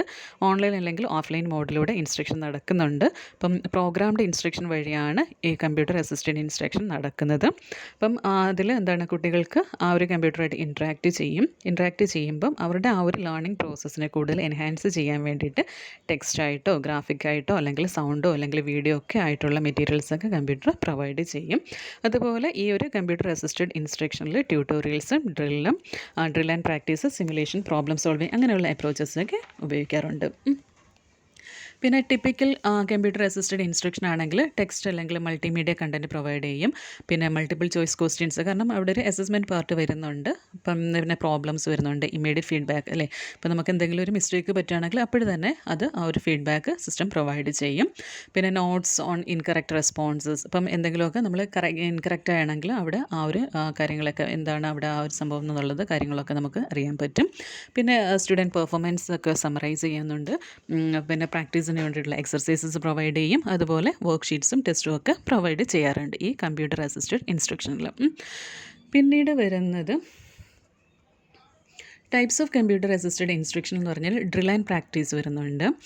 അപ്പം ഡ്രിൽ ആൻഡ് പ്രാക്ടീസിൽ അവർക്ക് എന്താണ്, റിപ്പീറ്റഡ്ലി പ്രാക്ടീസ് ചെയ്യാൻ പറ്റുന്ന കാര്യങ്ങൾ. അപ്പം ഒരു ലോവർ ലെവൽ കോഗ്നിറ്റീവ് സ്കിൽസൊക്കെ ഇതുവഴി പ്രാക്ടീസ് ചെയ്യാൻ പറ്റും. പിന്നെ ട്യൂട്ടോറിയൽസ് വരുന്നുണ്ട്. പിന്നെന്താണ്, games, simulation, discovery, problem solving, ഇത്തരം കാര്യങ്ങളാണ് ഈ കമ്പ്യൂട്ടർ അസിസ്റ്റഡ് ഇൻസ്ട്രക്ഷനിൽ വരുന്ന കാര്യങ്ങൾ. Okay, types of computer assisted ഇൻസ്ട്രക്ഷനാണ് ഇതൊക്കെ. ഇനി advantages of computer assisted instruction എന്തൊക്കെയാണെന്ന് ചോദിച്ചാൽ കുറേ അഡ്വാൻറ്റേജസ് പറയുന്നുണ്ട്. 1-to-1 ഇൻട്രാക്ഷൻ, കാരണം ഒരു സിസ്റ്റം വിത്ത് എ സ്റ്റുഡൻ്റ് ആണ്. ദെൻ ഗ്രേറ്റർ മോട്ടിവേറ്റർ ആണ്. Then freedom to experiment with different options. അപ്പം അങ്ങനെ ഒരുപാട് കാര്യങ്ങൾ ചെയ്യാം. അതൊക്കെ അതിൻ്റെ അഡ്വാൻറ്റേജസിൻ്റെ കൂട്ടത്തിൽ വരുന്നതാണ്. പിന്നെ ആ ഒരു ഡിസഡ്വാൻറ്റേജസ് അല്ലെങ്കിൽ ലിമിറ്റേഷൻസ് പറയുമ്പോഴേക്കും may feel overwhelmed by the information resources available. ഇപ്പോൾ ഒരുപാട് ഇൻഫർമേഷൻസ് ഒക്കെ ഉള്ളത് കൊണ്ടുള്ളൊരു ബുദ്ധിമുട്ട് അവിടെ വരുന്നുണ്ട്. പിന്നെ മൾട്ടിമീഡിയ കൂടെ വരുന്നത് കൊണ്ട് തന്നെ കുട്ടികളുടെ അറ്റൻഷൻ ഡീവിയേറ്റ് ചെയ്തു പോകാനുള്ളൊരു അവസരമുണ്ട്. പിന്നെ മെക്കാനിക്കലായിട്ടുള്ളൊരു learning becomes to mechanical. Then നല്ല ഈ കമ്പ്യൂട്ടർ അസിസ്റ്റഡ് ഇൻസ്ട്രക്ഷണൽ പാക്കേജസിൻ്റെ അൺഅവൈലബിലിറ്റിയൊക്കെ പ്രോബ്ലംസാണ്. അതുപോലെ ലാക്ക് ഓഫ് ഇൻഫ്രാസ്ട്രക്ചർ, അങ്ങനെ എല്ലാവരെയും അക്കോമഡേറ്റ് ചെയ്തെടുക്കാനുള്ള ആ ഒരു ഇൻഫ്രാസ്ട്രക്ചറൊക്കെ ഇല്ലാത്തതും ഈ ഒരു കമ്പ്യൂട്ടർ അസിസ്റ്റഡ് ഇൻസ്ട്രക്ഷൻ്റെ ഡ്രോബാക്കിൻ്റെ കൂട്ടത്തിൽ വരും. ഇനി അടുത്തതെന്ന് പറഞ്ഞാൽ കമ്പ്യൂട്ടർ മാനേജ്ഡ് ഇൻസ്ട്രക്ഷനാണ്. അപ്പോൾ ഇവിടെ മാനേജിങ് പർപ്പസ് ആണ് കമ്പ്യൂട്ടറിന് ഉള്ളത്. ഇപ്പം the term computer managed instruction simply stands for the instruction managed with the help of the computer technology. അപ്പോൾ ഓർക്കുക, കമ്പ്യൂട്ടർ അസിസ്റ്റഡ് ഇൻസ്ട്രക്ഷൻ എന്ന് പറയുമ്പോൾ പ്രോഗ്രാംഡ് ലേണിംഗ് മെറ്റീരിയൽ വെച്ചിട്ടായിരുന്നു അവിടെ ആ ഒരു പ്രോസസ്സ് നടന്നുകൊണ്ടിരുന്നത്. കമ്പ്യൂട്ടർ മാനേജ്ഡ് ഇൻസ്ട്രക്ഷൻ വരുമ്പോൾ ഇവിടുത്തെ ആ ഒരു മാനേജിങ് റോൾ എന്ന് പറഞ്ഞാൽ കമ്പ്യൂട്ടറാണ് വരുന്നത്. അപ്പോൾ ഇവിടെ എന്താണ്, കമ്പ്യൂട്ടർ ഗ്യാദർ ചെയ്യും, അതുപോലെ സ്റ്റോർ ചെയ്യും, അതുപോലെ manages information to guide students through individualised learning experience. അപ്പം ഇവിടെ ഇൻഡിവിജ്വലൈസ്ഡ് ലേണിംഗ് എക്സ്പീരിയൻസ് ആണ് കുട്ടികൾക്ക് കിട്ടുന്നത്. ഇപ്പം കമ്പ്യൂട്ടർ എന്താണ്, അവരെക്കുറിച്ചുള്ള ഇൻഫർമേഷൻസ് ഗ്യാദർ ചെയ്ത് അതൊക്കെ സ്റ്റോർ ചെയ്ത് എന്നിട്ട് എന്താണ് അവരുടെ ആ ഒരു ഇൻഫർമേഷൻ്റെ ബേസിൽ അവരെ പ്രോപ്പറായിട്ട് ഗൈഡ് ചെയ്യുന്നതാണ് കമ്പ്യൂട്ടർ മാനേജ്ഡ് ഇൻസ്ട്രക്ഷനിൽ. പിന്നെ അതിൻ്റെ കുറച്ച് ഡെഫിനേഷൻസും ഒക്കെ നമ്മൾ ആ ഒരു കൂട്ടത്തിൽ പറഞ്ഞു പോയിട്ടുണ്ടായിരുന്നു. പിന്നെ constructing, scoring and analysis of test. അപ്പം ഇവിടെ 4 ഏരിയാസ് ഓഫ് കമ്പ്യൂട്ടർ മാനേജ്മെൻറ്റ് സപ്പോർട്ടാണ്. അപ്പോൾ ടീച്ചേഴ്സിന് കിട്ടുന്ന സപ്പോർട്ട് പറയുമ്പോൾ constructing, scoring and analyzing tests, then keeping records of student performance and progress through courses, then providing guidance to students and advising them on the choice of next course module. അപ്പോൾ ഇതൊക്കെ അതിൻ്റെ അഡ്വാൻറ്റേജസിൻ്റെ കൂട്ടത്തിൽ support. അപ്പം computer managed instruction വഴി ടീച്ചേഴ്സിന് കിട്ടുന്ന സപ്പോർട്ടാണ് ഇതൊക്കെ എന്ന് പറയുന്നത്. ഇനി സം ഓഫ് ദ ഫങ്ഷൻസ്. ഇപ്പം functions of computer managed instruction എന്ന് പറയുമ്പോൾ diagnosis of entry behaviour of learners. ഇപ്പം കുട്ടികളുടെ ആ ഒരു എൻട്രി ബിഹേവിയർ അതിനെ ഒന്ന് ഡയഗ്നോസ്, ഇവരുടെ സ്ട്രെങ്ത് എന്താണ്, വീക്ക്നെസ് എന്താണ്, അപ്പോൾ അങ്ങനെയുള്ള കാര്യങ്ങളൊക്കെ മനസ്സിലാക്കാൻ വേണ്ടിയിട്ട് ഈ കമ്പ്യൂട്ടർ മാനേജ്ഡ് ഇൻസ്ട്രക്ഷൻ ഹെൽപ്ഫുള്ളാണ്. അതുപോലെ ഇൻസ്ട്രക്ഷണൽ ഒബ്ജക്റ്റീവ്സ് സെറ്റ് ചെയ്യാൻ വേണ്ടിയിട്ട് ഹെൽപ്ഫുള്ളാണ്. പിന്നീട് എന്താണ്, ജനറേറ്റിംഗ് ഇൻഡിവിജ്വലൈസ്ഡ് ഇൻസ്ട്രക്ഷൻ പ്ലാൻസ്. ഇപ്പം ഓരോരുത്തർക്കും അവരവരുടെ ആ ഒരു എന്താണ് എബിലിറ്റീസിനൊക്കെ അനുസരിച്ചിട്ടുള്ള, അതായത് സ്ലോ ലേണേഴ്സ് ആണോ, ഡിസേബിൾഡ് ആണോ, അല്ലെങ്കിൽ ആവറേജ് ആണോ, അപ്പോൾ അതിൻ്റെ ആ ഒരു ബേസിസിലാണ് ഇവർ എന്താണ് ഇൻസ്ട്രക്ഷൻ പ്ലാൻസ് പ്രൊവൈഡ് ചെയ്യുന്നത്. Then generating instructional material. ഇപ്പം ആവശ്യമായിട്ടുള്ള ഇൻസ്ട്രക്ഷണൽ മെറ്റീരിയലും ലേണിംഗ് എക്സ്പീരിയൻസസ് ഒക്കെ പ്രൊവൈഡ് ചെയ്യുന്നുണ്ട്. അപ്പം പ്രോഗ്രാംഡ് ഇൻസ്ട്രക്ഷൻ ഇവിടെ യൂസ് ചെയ്യാറുണ്ട്. Then availability of instructional material into the curricular units, monitoring of progress, then providing remedial instructions, management of information and record keeping, then organization of testing and evaluation programs, generating all types of reports. അപ്പോൾ ഇതൊക്കെയാണ് ഇതിൻ്റെ എന്താണ് functions എന്ന് പറയുന്നത് computer managed ഇൻസ്ട്രക്ഷൻ്റെ. ഇനി അടുത്തതാണ് computer mediated communication. അപ്പോൾ ആ ഒരു പേരിൽ തന്നെയുണ്ട് ഇവിടെ എന്താണ്, ആ ഒരു ടീച്ചറും സ്റ്റുഡൻറ്റും തമ്മിലുള്ള ആ ഒരു കമ്മ്യൂണിക്കേഷൻ്റെ മീഡിയേറ്ററായിട്ട് നിൽക്കുന്നത് കമ്പ്യൂട്ടറാണ്. അപ്പം ഇവിടെ കമ്പ്യൂട്ടർ മീഡിയേറ്റഡ് കമ്മ്യൂണിക്കേഷൻ വരുമ്പോഴും വെറുതെ പ്രൈമറി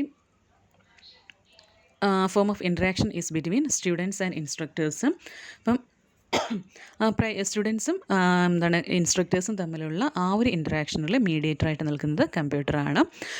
ഇത് is the any form of communication between 2 or more individual people who interact and or influence each other via separate computers through the internet or a network connecting, അല്ലെങ്കിൽ social software ഉപയോഗിച്ചിട്ട്, social networking software ഉപയോഗിച്ചിട്ട് ഒന്നിലധികം കുട്ടികളുണ്ട്.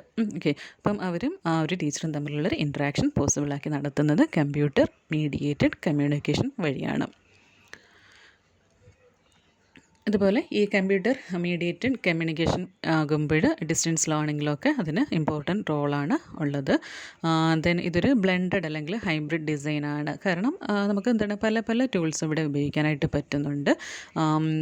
Then ഇതിൻ്റെ അഡ്വാൻറ്റേജസിൻ്റെ പാർട്ടിലേക്ക് എത്തുമ്പോൾ ഇപ്പം computer mediated communication എന്ന് പറയുമ്പോൾ ജോഗ്രഫിക്കൽ ബാരിയേഴ്സിനെയൊക്കെ അത് എന്താണ് ബ്രേക്ക് ഡൗൺ ചെയ്യാൻ പറ്റുന്നു അല്ലേ. നമുക്ക് ഇപ്പോൾ എത്ര ദൂരെയുള്ള ആൾക്കാർക്കാണെങ്കിലും ആ ഒരു ക്ലാസ് ആ ഒരു സെയിം ടൈമിൽ തന്നെ അറ്റൻഡ് ചെയ്യാൻ പറ്റുക.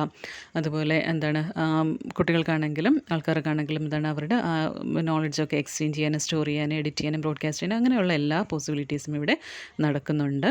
പിന്നെ few status and position cues അല്ലേ. അപ്പം ഇവിടെ നമുക്കിപ്പം ഒരു ഫേസ് ടു ഫേസ് ഒരു ക്ലാസ്സിലാകുമ്പോഴേക്കും അവിടെ ഒരു സ്റ്റാറ്റസ് ക്യൂ എന്നൊക്കെ പറഞ്ഞ് കുറച്ച് എല്ലാവരും കൺസിഡർ ചെയ്യാറുണ്ട്. ഓക്കെ, പക്ഷേ ഈ ഒരു കമ്പ്യൂട്ടർ മീഡിയേറ്റഡ് കമ്മ്യൂണിക്കേഷൻ എന്ന് പറയുമ്പം ആൾക്കാർ പരസ്പരം കാണുക, കേൾക്കുക അങ്ങനെയുള്ള കാര്യങ്ങളൊന്നും വരുന്നില്ല. അതുകൊണ്ട് തന്നെ അവരുടെ സ്റ്റാറ്റസ് ഇപ്പം അവർ എക്കണോമിക്കലി സ്ട്രോങ് ആണോ വീക്കാണോ അങ്ങനെയുള്ള കാര്യങ്ങളൊന്നും ഇവിടെ ഒരു കൺസിഡറേഷനായിട്ട് വരുന്നതേ ഇല്ല. അപ്പം അവർ ഏത് പവർഫുൾ എന്താണ് കുറച്ച് എന്താണ് സോഷ്യലി അവർ പവർഫുള്ളായിട്ടുള്ള ആൾക്കാരാണോ അല്ലെങ്കിൽ പ്രസ്റ്റീജിയസ് ആണോ അതൊന്നും അവിടെ വിഷയമല്ല. അപ്പോൾ അതുകൊണ്ട് തന്നെ view status and position cues ആണ് ഈ ഒരു കമ്പ്യൂട്ടർ മീഡിയേറ്റഡ് കമ്മ്യൂണിക്കേഷനിൽ വരുന്നത്. പിന്നെ അതിൻ്റെ ഡിസഡ്വാൻറ്റേജസിൻ്റെ കൂട്ടത്തിൽ വരുമ്പോൾ inhibitions related to computer technology use അല്ലേ, അപ്പം അതൊക്കെ യൂസ് ചെയ്യാനുള്ള ആ ഒരു ബുദ്ധിമുട്ട് അത് ഇതിനെ സാരമായിട്ട് അഫക്റ്റ് ചെയ്യും. അതുപോലെ ടൈം കൺസ്യൂമിംഗ് ആണ്. പിന്നെ ആബ്സെൻസ് ഓഫ് റെഗുലേറ്റിംഗ് ഫീഡ്ബാക്ക്, അതുപോലെ lack of socio emotional and non verbal quiz. അപ്പം അങ്ങനെയുള്ള കാര്യങ്ങളൊന്നും നമുക്ക് ആ ഒരു ഫേസ് ടു ഫേസ് ടീച്ചിങ്ങിൽ കിട്ടുന്ന അത്തരത്തിലുള്ള ആ ഒരു ആസ്പെക്റ്റ് ഒന്നും നമുക്ക് ഈ ഒരു CMC വഴി കിട്ടാറില്ല. അതുപോലെ lack of true human contact, അപ്പം ആ ഒരു ടീച്ചർ ഡയറക്റ്റ് നിന്ന് കിട്ടുന്ന പോലുള്ള ആ ഒരു എക്സ്പീരിയൻസ് കിട്ടുന്നില്ല. അപ്പോൾ അതൊക്കെയാണ് ഡിസഡ്വാൻറ്റേജസ് ഓഫ് CMC ആയിട്ട് പറയുന്നത്. ഇനി അടുത്ത് വന്നത് കമ്പ്യൂട്ടർ സിമുലേഷൻസ് ആണ്. അപ്പം സിമുലേഷൻ എന്ന് പറയുമ്പോൾ നമ്മൾ പല ഭാഗത്തായിട്ട് പറഞ്ഞിട്ടുള്ള കാര്യം തന്നെയാണ്. അതായത് നമുക്കെന്താണ് ഒരു ആർട്ടിഫിഷ്യലി ആ ഒരു എൻവയോൺമെൻറ്റ് റിയലിസ്റ്റിക് ആയിട്ടുള്ളൊരു എൻവയോൺമെൻറ്റ് അതുപോലെ നമുക്ക് റിക്രിയേറ്റ് ചെയ്തെടുത്ത് അവിടെ നമുക്ക് പ്രാക്ടീസ് ചെയ്യാൻ പറ്റുന്ന കാര്യങ്ങളാണ് ആ ഒരു സിമുലേഷൻ വഴി ചെയ്യുന്നത്.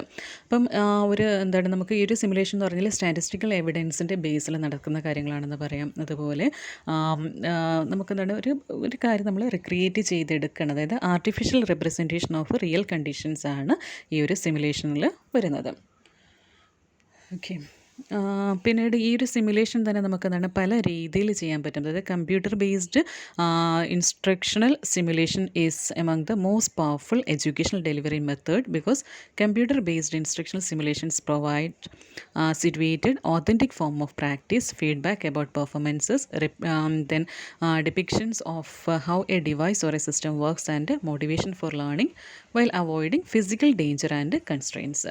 അപ്പോൾ നമുക്ക് അവിടെ വലിയ ഒരു സംഭവങ്ങളൊക്കെ ആകുമ്പോൾ നമുക്ക് ആ ഒരു ഫിസിക്കലായിട്ടുള്ള ഒരു ഡേഞ്ചറോ അല്ലെങ്കിൽ യാതൊരു കൺസ്ട്രെയിൻസോ ഒന്നും അഫക്റ്റ് ചെയ്യില്ല. ആ ഒരു സിറ്റുവേഷൻ പോലെ തന്നെ നമുക്ക് വർക്ക് ചെയ്യാൻ പറ്റുന്നതാണ് കമ്പ്യൂട്ടർ ബേസ്ഡ് ഇൻസ്ട്രക്ഷണൽ സിമുലേഷൻ വഴി നമുക്ക് കിട്ടുന്നത്.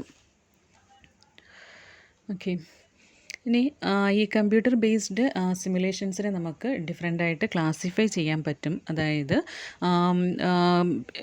ക്ലാസിഫിക്കേഷൻ എന്ന് പറഞ്ഞാൽ ഹൗ ടു ഡു സംതിങ്, ഇപ്പം എങ്ങനെ നമുക്കൊരു കാര്യം ചെയ്യാം എന്നുള്ളതിൻ്റെ ബേസിലും അതുപോലെ ടീച്ച് എബൌട്ട് സംതിങ്, അപ്പോൾ ഒരു കാര്യത്തിന് നമുക്ക് എങ്ങനെ പഠിപ്പിച്ച് കൊടുക്കാം എന്നുള്ളതിൻ്റെ ബേസിലും നമുക്ക് ഈ കമ്പ്യൂട്ടർ സിമുലേഷൻസിനെ 4ആയിട്ട് ക്ലാസിഫൈ ചെയ്യാൻ പറ്റും.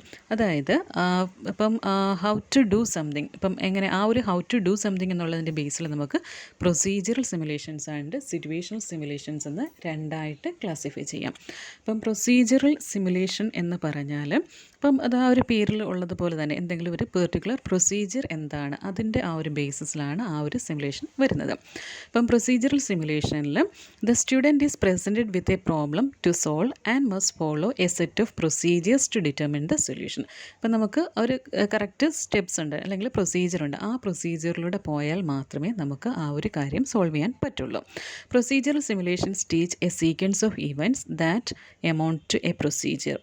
The primary objective of this type of simulation is to teach the students how to do something. അപ്പോൾ എന്തെങ്കിലും ഒരു കാര്യം പുതുതായിട്ട് ചെയ്യണം, അപ്പോൾ അത് ഏത് ഓർഡറിൽ ചെയ്താലാണ് അങ്ങനെ നമുക്ക് എത്താൻ പറ്റുന്നത്, അങ്ങനെയുള്ള കാര്യങ്ങൾ ആ ഒരു പ്രൊസീജിയറിന് ഇമ്പോർട്ടൻസ് കൊടുക്കുന്ന കാര്യമാണ് പ്രൊസീജിയർ സിമുലേഷനിൽ വരുന്നത്.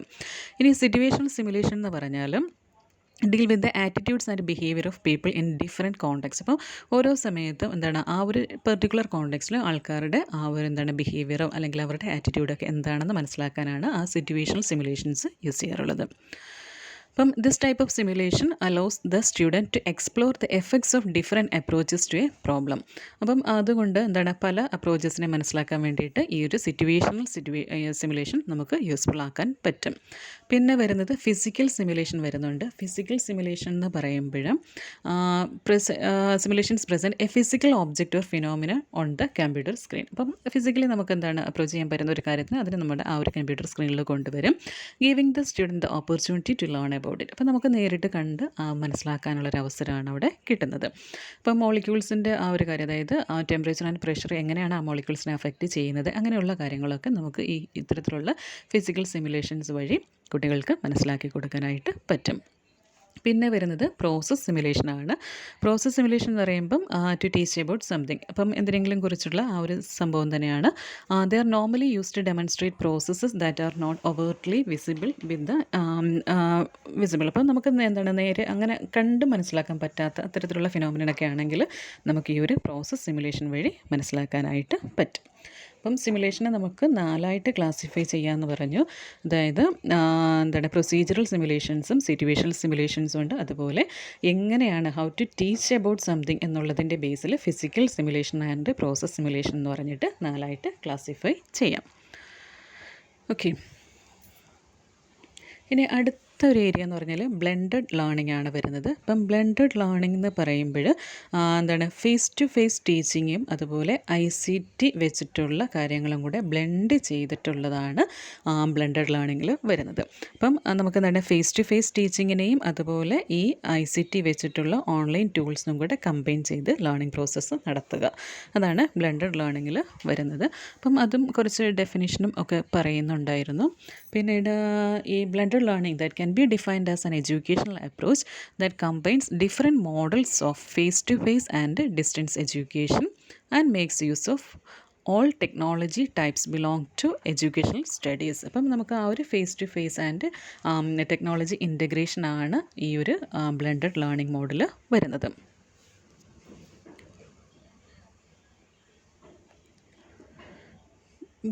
ഇത് ബ്ലെൻഡഡ് ലേണിങ്ങിനെ കുറിച്ച് പറയുകയാണെങ്കിൽ it is a learning approach that contains different types of education techniques and technologies ഇവിടെ വരുന്നുണ്ട്. അതുപോലെ ഇതൊരു പോപ്പുലർ ആയിട്ടുള്ളൊരു ലേണിംഗ് മോഡലാണ് which grows rapidly as a result of improvements in education and technology. പിന്നെ ബ്ലെൻഡ് ലേണിംഗ് എന്ന് പറഞ്ഞാൽ it's a learning approach that contains different types of education ടെക്നോളജീസും ടെക്നിക്സും ഒക്കെ വരുന്നൊരു ഏരിയയാണ് ബ്ലെൻഡഡ് ലേണിംഗ് എന്ന് പറയുന്നത്. പിന്നീട് ഇതിൻ്റെ അഡ്വാൻറ്റേജസ് ആയിട്ട് പറയുന്നത് by using combination of different education techniques and technologies blended learning can improve students academic achievements. അപ്പം കുട്ടികളുടെ അക്കാഡമിക് അച്ചീവ്മെൻറ്റ് കൂട്ടാനായിട്ട് പറ്റും. കാരണം ഇവിടെ ഒരുപാട് ടെക്നോളജി ഒക്കെ വരുന്നത് ഉണ്ട്, അതിനെയൊക്കെ പ്രോപ്പറായിട്ട് ബ്ലെൻഡ് ചെയ്യാൻ പറ്റുന്നത് കൊണ്ട്. അതുപോലെ blended learning can be applied to students with different learning styles and levels. അപ്പം പല രീതിയിലുള്ള കുട്ടികൾക്ക് പല ഡിഫറെൻറ്റ് ലേണിംഗ് സ്റ്റൈൽസും ഡിഫറെൻറ്റ് ലെവൽസിലൊക്കെ ഉള്ള കുട്ടികൾക്കൊക്കെ ഈ ബ്ലെൻഡഡ് ലേണിംഗ് നന്നായിട്ട് ബ്ലെൻഡഡ് ലേണിംഗ് വഴി അവർക്ക് അവരുടെ ആ ഒരു ലേണിങ്ങിനെ കൂടുതലായിട്ട് ഇംപ്രൂവ് ആക്കാൻ പറ്റും. അതുപോലെ blended learning allows cost savings and lowers general education expenses. അപ്പം കോസ്റ്റ് സേവിങ് ആണ്, എക്സ്പെൻസൊക്കെ കുറച്ച് കൊണ്ടുവരാൻ പറ്റുന്നൊരു കാര്യമാണ് ബ്ലെൻഡഡ് ലേണിംഗ് എന്ന് പറയുന്നത്. പിന്നെ കോമ്പിനേഷനാണ് അല്ലേ, combination of face to face education and other educational techniques ആണ്. അതുകൊണ്ട് തന്നെ കുട്ടികളുടെ അറ്റൻഷൻ കൂടുതലായിട്ട് നമുക്ക് അട്രാക്റ്റ് ചെയ്യാനായിട്ട് ഈ ബ്ലെൻഡഡ് ലേണിംഗ് മോഡ് ഉപയോഗിക്കാനായിട്ട് പറ്റും. പിന്നെ വരുന്നതെന്ന് പറഞ്ഞാൽ ഫ്ലിപ്ഡ് ക്ലാസ് റൂംസ് ആണ്. അപ്പം ഫ്ലിപ്ഡ് ക്ലാസ് റൂംസ് എന്ന് പറയുമ്പോൾ കുറച്ച് പാർട്ട് വീട്ടിലും കുറച്ച് പാർട്ട് ക്ലാസ് റൂംസിലുമായിട്ട് വരുന്ന അത്തരത്തിലുള്ള കാര്യങ്ങളാണ് ഫ്ലിപ്ഡ് ക്ലാസ് റൂമിൽ വരുന്നത്. അപ്പം ഫ്ലിപ്ഡ് ക്ലാസ് റൂം അപ്രോച്ചിൽ മെയിനായിട്ട് വരുന്നൊരു അപ്രോച്ച് അല്ലെങ്കിൽ മെയിനായിട്ട് വരുന്നൊരു കോൺസെപ്റ്റ് എന്ന് പറഞ്ഞാൽ what is done at school done at home, homework done at home completed in class. അപ്പം നമ്മൾ സാധാരണ ക്ലാസ് റൂമിൽ എന്തായിരുന്നോ ചെയ്യുന്നത് അത് നമ്മൾ വീട്ടിൽ ചെയ്യുക, വീട്ടിൽ ചെയ്തുകൊണ്ടിരുന്ന ഹോംവർക്ക് അങ്ങനെയുള്ള കാര്യങ്ങളൊക്കെ ക്ലാസ്സിലോട്ട് വന്ന് ചെയ്യുക. അപ്പോൾ അതാണ് ആ ഒരു മെയിൻ കോൺസെപ്റ്റ്, ഫ്ലിപ്ഡ് ക്ലാസ് റൂമിൻ്റെ മെയിൻ കോൺസെപ്റ്റ് എന്ന് പറഞ്ഞാൽ അതാണ്. പിന്നീട് വരുമ്പോൾ ഒരു സ്റ്റുഡൻറ്റ് സെൻറ്റേർഡ് ലേണിംഗ് മെത്തേഡാണ് ഈ ഒരു ഫ്ലിപ്ഡ് ക്ലാസ് റൂം എന്ന് പറയുന്നത്. കാരണം ഇവിടെ അതൊരു ക്വസ്റ്റ്യൻ ആയിട്ട്, അതായത് ഫ്ലിപ്ഡ് ക്ലാസ് റൂമിൽ സ്റ്റുഡൻസിൻ്റെ ആ ഒരു ഇമ്പോർട്ടൻസ്, കാരണം നമ്മൾ നേരത്തേക്ക് ആ ഒരു ടീച്ചർ സെൻറ്റേർഡ് ആയിട്ട് ഇരുന്നായിരുന്നു, ഇപ്പം സ്റ്റുഡൻസിനാണ് ഇവിടെ ഇമ്പോർട്ടൻസ് കൂടുതലായിട്ട് വരുന്നത്. അപ്പം അതിനുള്ള കാരണമൊക്കെ പറയുന്നുണ്ട്. അതായത് ഇപ്പം നമ്മളിപ്പം ഈ ഒരു പ്രോസസ്സ്, അതായത് ഫ്ലിപ്ഡ് ക്ലാസ് റൂം അപ്രോച്ച് എന്ന് പറയുമ്പോൾ ഫസ്റ്റ് ഒരു വീഡിയോ ഫോമാറ്റിൽ അവർക്ക് പഠിക്കാനുള്ള കാര്യങ്ങൾ ടീച്ചർ ആ ഒരു വീഡിയോ ഫോമാറ്റിൽ അവർക്ക് തലേദിവസം തന്നെ അയച്ചു കൊടുക്കുമ്പോൾ അത് അവർ കണ്ടിട്ട് അവർക്ക് ആവശ്യമായിട്ടുള്ള അതിലെന്തെങ്കിലുമൊക്കെ ഡൗട്ട്സ് ഉണ്ടെങ്കിൽ അതൊക്കെ നോട്ട് ഡൗൺ ചെയ്ത് പിറ്റേന്ന് വന്ന് പിന്നെ ക്ലാസ്സിലുള്ള ബാക്കിയുള്ള സ്റ്റുഡൻസുമായിട്ടൊക്കെ ഗ്രൂപ്പ് ആക്ടിവിറ്റീസ് വഴി അതൊക്കെ അവർ ഇൻട്രാക്ട് ചെയ്ത് ആ ഡൗട്ട്സൊക്കെ ക്ലിയർ ചെയ്ത് ഇൻ കേസ് അവിടെ വീണ്ടും ആ ഡൗട്ട്സൊക്കെ എക്സിസ്റ്റ് ചെയ്യുകയാണെങ്കിൽ ടീച്ചറുമായിട്ട് ഇൻട്രാക്ട് ചെയ്ത് അതൊക്കെ ക്ലിയർ ആക്കുന്നുണ്ട്. അപ്പം പിന്നെ അവിടെ ടീച്ചറിൻ്റെ റോൾ എന്ന് പറഞ്ഞാൽ അവർക്ക് ആവശ്യമായിട്ടുള്ള ക്വസ്റ്റ്യൻസ് പ്രൊവൈഡ് ചെയ്യുക, ഈ അഡീഷണൽ വർക്ക്സ് അങ്ങനെയുള്ള കാര്യങ്ങളൊക്കെ പ്രൊവൈഡ് ചെയ്യുക, അതൊക്കെയാണ് ടീച്ചറിൻ്റെ റോള്. അപ്പം ഇവിടെ ആ പഠിക്കാനുള്ള കാര്യങ്ങൾ ടീച്ചർ പഠിപ്പിക്കാതെ തന്നെയാണ് കുട്ടികൾ അറ്റൈൻ ചെയ്യുന്നത്. അപ്പോൾ അതുകൊണ്ട് തന്നെ ടീച്ചറിൻ്റെ റോളിൽ നിന്നും അത് ഷിഫ്റ്റ് ചെയ്ത് കുട്ടികൾക്കാണ് അവിടെ ഇമ്പോർട്ടൻ്റ് ആയിട്ടുള്ള റോള് വരുന്നത്. അപ്പോൾ ഈ ഒരു ഫ്ലിപ്പ് എന്ന് പറയുമ്പോൾ ആ ഒരു ഫ്ലിപ്പിൽ തന്നെയുണ്ട്. അതായത് ആ ഒരു ഫ്ലിപ്ഡ് ക്ലാസ് റൂം അപ്രോച്ചിന് 4 ഡിഫറെൻറ്റ് എലമെൻറ്റ്സ് ആണ് വരുന്നത്. It is expressed that in order to achieve this approach teachers have to take these 4 elements into consideration. അപ്പോൾ നമുക്ക് എഫക്റ്റീവായിട്ട് നടത്തണമെങ്കിൽ ഈ 4 കാര്യങ്ങളാണ് കൺസിഡർ ചെയ്യാനുള്ളത്. അത് എഫ് എന്ന് പറയുമ്പോൾ ഫ്ലെക്സിബിൾ എൻവയോൺമെൻറ്റ്. അപ്പോൾ ഇവിടെ എന്താണ്, provision of time and place flexibility. അപ്പോൾ നമുക്ക് ഏത് ടൈമിലും ഏത് സ്ഥലത്ത് വേണമെങ്കിലും കുട്ടികൾക്ക് പഠിക്കാൻ പറ്റും. അതുകൊണ്ട് തന്നെ ആ ഒരു ടൈമിലും ആ പ്ലേസിലും ഫ്ലെക്സിബിലിറ്റി ഉണ്ട്. That's why F stands for flexible environment. Then L എന്ന് പറഞ്ഞാൽ ദാറ്റ്സ് ഫോർ ലേണിംഗ് കൾച്ചറാണ്. അപ്പം ട്രഡീഷണൽ ലേണിംഗ് എന്ന് പറയുമ്പോൾ ടീച്ചർ സെൻറ്റേർഡ് ആയിരുന്നു. ഇപ്പോൾ ഇതെന്ന് പറയുമ്പോഴേക്കും എന്താണ്, സ്റ്റുഡൻറ്റ് സെൻറ്റേർഡ് ആണ്. അപ്പോൾ ആ ഒരു ലേണിംഗ് കൾച്ചർ. ദെൻ ഐ എന്ന് പറയുമ്പം ഇൻറ്റൻഷണൽ കണ്ടൻറ് ആണ്. അപ്പം ഇവിടെ എന്ന് പറഞ്ഞാൽ flipped classroom educators think about how education is use to provide fluency and how they can develop cognitive understanding of students. അപ്പം ഇവിടെ നമുക്ക് മെയിനായിട്ട് വരുന്നത് കുട്ടികളുടെ ആ ഒരു കൊഗ്നിറ്റീവ് അണ്ടർസ്റ്റാൻഡിങ് എങ്ങനെ ഇമ്പ്രൂവ് ആക്കാം എന്നുള്ളതാണ്. അപ്പം നമുക്കൊരു ഇൻറ്റൻഷനുണ്ട്. അപ്പം അത്തരത്തിലുള്ള ഇൻറ്റൻഷണൽ ആയിട്ടുള്ള കണ്ടൻറ്റാണ് ഫ്ലിപ്ഡ് ക്ലാസ് റൂം വഴി പ്രൊവൈഡ് ചെയ്യുന്നത്. പിന്നെ പി ഫോർ പ്രൊഫഷണൽ എഡ്യൂക്കേറ്റർ. അപ്പം ഇവിടെ നിന്ന് പറയുമ്പോൾ responsibility of flipped classroom educators is more than the ones using traditional approach. അപ്പം ആ ഒരു പ്രൊഫഷണൽ എഡ്യൂക്കേറ്റർ എന്നുള്ള രീതിയിലേക്കും ടീച്ചേഴ്സ് എത്തുന്നുണ്ട് ഫ്ലിപ്ഡ് ക്ലാസ് റൂമിൽ. ഓക്കെ, പിന്നെ വരുന്നത് ഈ ഫ്ലിപ്ഡ് ക്ലാസ് റൂം അപ്രോച്ചിൽ ഡിഫറെൻറ്റ് ടെക്നിക്സ്. ഓക്കെ, ഇതൊക്കെ ആ ഫ്ലിപ്ഡ് ക്ലാസ് റൂമിനെ കുറിച്ച് തന്നെയാണ് പറഞ്ഞിട്ടുള്ളത്. Technology of the flipped classroom വരുമ്പോൾ നമുക്ക് എന്താണ്, പല രീതിയിൽ, അതായത് ഒരു വീഡിയോ ആണ് ഫസ്റ്റ് നമ്മൾ കൊടുക്കുന്നതെന്ന് പറഞ്ഞാൽ, അപ്പം ആ വീഡിയോ എന്ന് പറഞ്ഞാൽ അത് ആ ഒരു ടീച്ചർ തന്നെ ഉണ്ടാക്കണമെന്നില്ല. അവർക്ക് പല സോഴ്സസിൽ നിന്നുള്ള വീഡിയോസൊക്കെ ഉപയോഗിക്കാൻ പറ്റും. അപ്പം വീഡിയോ ഫോർമാറ്റിംഗ്, അപ്പം ഇൻ കേസ് ടീച്ചേഴ്സ് തന്നെ ഉണ്ടാക്കുന്ന വീഡിയോസ് ആണെങ്കിൽ അതിന് എന്തൊക്കെ ടൂൾസ് ഉപയോഗിക്കാം എന്നുള്ള കാര്യങ്ങളൊക്കെ പറയുന്നുണ്ട്. അതിന് വേണ്ടിയിട്ടുള്ള വീഡിയോ ഫോർമാറ്റിംഗ് എക്യുപ്മെൻറ്റ്സ് ഏതൊക്കെയാണ്, സ്ക്രീൻ കാസ്റ്റോമാറ്റിക് അല്ലെങ്കിൽ Camtasia, then Camtasia PC, then TechSmith Relay, office mix, Adobe presenter ഒക്കെ നമുക്ക് എന്താണ് വീഡിയോ ഫോർമാറ്റിംഗ് എക്യുപ്മെൻറ്റ്സ് ആയിട്ട് ഉപയോഗിക്കാം. അതുപോലെ വീഡിയോ ഹോസ്റ്റ് ചെയ്യണമെങ്കിൽ ഒരു പ്ലാറ്റ്ഫോം വേണം. അതിന് വേണ്ടിയിട്ട് യൂട്യൂബോ അല്ലെങ്കിൽ ടീച്ചർ ട്യൂബോ screencast.com അക്ലൈമോ അല്ലെങ്കിൽ ഗൂഗിൾ ഡ്രൈവ് ഒക്കെ യൂസ് ചെയ്യാൻ പറ്റും. പിന്നെ വീഡിയോ ഇൻറ്ററാക്ഷൻ സോഫ്റ്റ്വെയർ ഏതൊക്കെയാണെന്ന് വെച്ചാൽ നമുക്ക് എന്താണ് എഡ്യൂക്കാനോൺ, പസിൽ, സാപ്ഷൻ, ദെൻ ഓഫീസ് മിക്സ്, വേഴ്സോ അങ്ങനെയൊക്കെയുള്ള ആപ്പുകളൊക്കെ ഉപയോഗിക്കാൻ പറ്റും. ഓക്കെ, പിന്നെ ഈ ക്രിയേറ്റ് ചെയ്ത സംഭവങ്ങളൊക്കെ നമുക്കൊരു ഒരു LMS, അതായത് ലേണിംഗ് മാനേജ്മെൻറ്റ് സിസ്റ്റം ഉപയോഗിച്ചിട്ട് നമുക്ക് ഹോസ്റ്റ് ചെയ്യാനായിട്ട് പറ്റും. അപ്പോൾ അതിനുള്ള LMSകളാണ് മൂഡിൽ, സെക്കായി, ബ്ലാക്ക് ബോർഡ്, വേഴ്സോ ആപ്പ്, സ്കൂളോഗി, ക്യാൻവാസ് ഒക്കെ എന്ന് പറഞ്ഞാൽ ഇത്തരത്തിലുള്ള LMSകളാണ്. അപ്പോൾ ആ LMS വഴിയാണ് നമുക്കത് ഹോസ്റ്റ് ചെയ്യാനായിട്ട് പറ്റുന്നത്. ഇനി റോൾ ഓഫ് ടീച്ചറും അതുപോലെ റോൾ ഓഫ് സ്റ്റുഡൻസും ഇപ്പം എങ്ങനെയാണ് ആ ഒരു ഫ്ലിപ്ഡ് ക്ലാസ് റൂമിൽ ഒരു റോൾ ചേഞ്ച് ആണല്ലോ ഇവിടെ തീർച്ചയായിട്ടും വരുന്നത്. അപ്പം അതെന്തൊക്കെയാണ്, അങ്ങനെയുള്ള കാര്യങ്ങളാണ് ഈ 2 സ്ലൈഡിൽ പറഞ്ഞത്. ദെൻ വന്നിട്ട് 3 types of flipped classroom മോഡൽസിനെ കുറിച്ചാണ് പറയുന്നത്. അതായത് ഫസ്റ്റ് എന്ന് പറയുമ്പോൾ traditional flipped classroom model. Traditional flipped classroom model എന്ന് പറയുമ്പോൾ സാധാരണ ഫ്ലിപ്ഡ് ക്ലാസ് റൂമിൽ എന്താണ്, what is done at school, done at home, homework done at home, completed in class. അപ്പം ഫസ്റ്റ് ഞാൻ പറഞ്ഞ ആ കാര്യങ്ങൾ, അതായത് traditional flipped classroom approach വരുമ്പോൾ students come to class by watching the lecture video of previous night. അപ്പം തലേ ദിവസം തന്നെ ടീച്ചർ എന്താണോ ടോപ്പിക്ക് പഠിപ്പിക്കാനുള്ളത് അതിൻ്റെ വീഡിയോ സെൻഡ് ചെയ്ത് കൊടുക്കും. അപ്പം ആ വീഡിയോ കണ്ടിട്ടാണ് കുട്ടികൾ പിറ്റേ ദിവസം ക്ലാസ്സിൽ എത്തുന്നത്. അപ്പം അവിടെ വരുമ്പോഴേക്കും lesson starts with short questions and answers. If there are points in lecture that are not understood they are explained comprehensively. അപ്പം ആ ഒരു ഷോർട്ട് ക്വസ്റ്റ്യൻ ആൻസർ സെക്ഷനിലൂടെ കടന്നു പോകും. അപ്പോൾ അവർക്ക് അവിടെ മനസ്സിലായില്ല എങ്കിൽ അവിടെ ജസ്റ്റ് ഒന്ന് ചെറിയൊരു എക്സ്പ്ലനേഷൻ അവിടെ കൊടുക്കും. ബാക്കിയുള്ള ടൈമിൽ teacher makes activities based on questioning and gives 1-to-1 support to students. അപ്പം ക്വസ്റ്റ്യനിങ് അങ്ങനെയുള്ള ആക്ടിവിറ്റീസാണ് അവിടെ കൊടുക്കുന്നത്. എന്നിട്ട് കുട്ടികൾക്ക് 1-to-1 സപ്പോർട്ട്, അപ്പോൾ എല്ലാവർക്കും കൂടെ ഒരുമിച്ചല്ല, ആവശ്യമുള്ളവർക്കുള്ള സപ്പോർട്ട് അവിടെ ടീച്ചർ പ്രൊവൈഡ് ചെയ്ത് കൊടുക്കും. പിന്നെ in this kind of class structure the lessons are always given as lecture video format out of course period and the teacher never teach lesson directly. അപ്പോൾ ഓർക്ക് ഇവിടുത്തെ ലെസൺ എന്ന് പറഞ്ഞാൽ എപ്പോഴും വീഡിയോ ഫോമാറ്റിലാണ് കൊടുക്കുന്നത്. ഡയറക്റ്റായിട്ട് ക്ലാസ് റൂമിൽ ആ ഒരു ടീച്ചിങ് നടക്കുന്നില്ല. Accordingly students are given opportunity to learn by discussing. അപ്പോൾ അങ്ങനെ തന്നെ ആയതുകൊണ്ട് തന്നെ കുട്ടികൾക്ക് അത് ഡിസ്കഷൻ വഴി പഠിക്കാനുള്ളൊരു അവസരമാണ് ട്രഡീഷണൽ ഫ്ലിപ്ഡ് ക്ലാസ് റൂം മോഡലിൽ കിട്ടുന്നത്. രണ്ടാമതെന്ന് പറയുമ്പം പാർഷ്യൽ ഫ്ലിപ്ഡ് ക്ലാസ് റൂം അപ്രോച്ചാണ്. അപ്പോൾ അവിടെ നിന്ന് പറയുമ്പോഴത്തേക്കും less strict of traditional flipped class room structure. അപ്പം ഒരു എന്താണ് നമുക്ക് ആ ഒരു ട്രഡീഷണൽ ഫ്ലിപ്ഡ് ക്ലാസ് റൂമിൻ്റെ ഒരു പാർട്ട് മാത്രമായിട്ട് അതൊരു അത്രത്തോളം സ്ട്രിക്റ്റ് അല്ലാത്തൊരു കാര്യമാണ് പാർഷ്യൽ ഫ്ലിപ്ഡ് ക്ലാസ് റൂം അപ്രോച്ചിൽ വരുന്നത്. ഇനി അടുത്തതെന്ന് പറഞ്ഞാൽ ഹോളിസ്റ്റിക് ഫ്ലിപ്ഡ് ക്ലാസ് റൂം. അപ്പോൾ ഈ ഹോളിസ്റ്റിക് ഫ്ലിപ്ഡ് ക്ലാസ് റൂം എന്ന് പറയുമ്പം ആ ട്രഡീഷണൽ ക്ലാസ് റൂമിൽ നമ്മളെന്താണ് വീട്ടിലെ കുട്ടികൾ എങ്ങനെയാണ് ആ വീഡിയോ കാണാൻ എന്താണ് അവരുടെ ഒരു പ്രോസസ്സ് എന്നുള്ള ആ ഒരു കാര്യങ്ങൾ നമ്മളൊരിക്കലും റെക്കോർഡ് ചെയ്യുന്നില്ല.